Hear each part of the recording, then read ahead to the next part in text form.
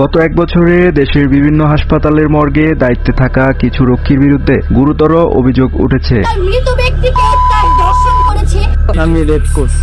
অভিযোগ অনুযায়ী তারা দায়িত্বের সুযোগ নিয়ে মর্গে রাখা মৃতদেহের প্রতি অমানবিক এবং ভয়ঙ্কর আচরণ করে আসছিল। দীর্ঘদিন ধরে এই অপকর্ম চললেও প্রশাসনের পক্ষ থেকে কঠোর পদক্ষেপ না নেওয়ায় অভিযোগকারীরা মনে করছেন এতে দোষীরা আরও বেপরোয়া হয়ে উঠেছে। মৃতদেহের প্রতি এমন আচরণ শুধু মানবিকতার চরম লঙ্ঘনই নয়, এটি আইন ও পেশাগত নীতিরও গুরুতর অবমাননা। ঘটনার পর মানবাধিকার সংগঠনগুলো গভীর উদ্বেগ প্রকাশ করেছে। তাদের মতে মর্গ এমন একটি জায়গা যেখানে সর্বোচ্চ নিরাপত্তা, নিয়ম নীতির কঠোর প্রয়োগ এবং সিসিটিভির মাধ্যমে নজরদারি থাকা জরুরি। এসব জায়গায় যদি অপরাধ সংঘটিত হয় তবে মানুষের আস্থা পুরো স্বাস্থ্য ব্যবস্থার উপর থেকেই নড়ে যেতে পারে। সাধারণ মানুষের মধ্যেও ক্ষোভ বিরাজ করছে।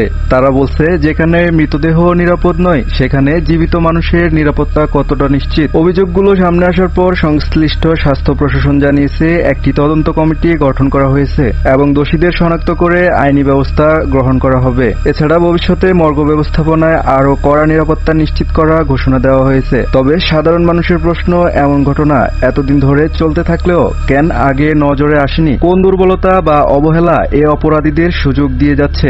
এই ঘটনা আমাদের স্বাস্থ্য ব্যবস্থা, মনিটরিং ব্যবস্থা এবং নৈতিকতার প্রশ্নের মুখোমুখি দাঁড় করিয়েছে। মৃতদেহের মর্যাদা রক্ষা করা যেমন মানবিক দায়িত্ব, তেমনি অপরাধীদের শাস্তি নিশ্চিত করা আইনগত বাধ্যবাধকতা। দেশবাসীর আশা দোষীরা যেন যত দ্রুত সম্ভব আইনের আওতায় আসে এবং এমন ঘটনার পুনরাবৃত্তি রোধে কঠোর নজরদারি চালু হয়।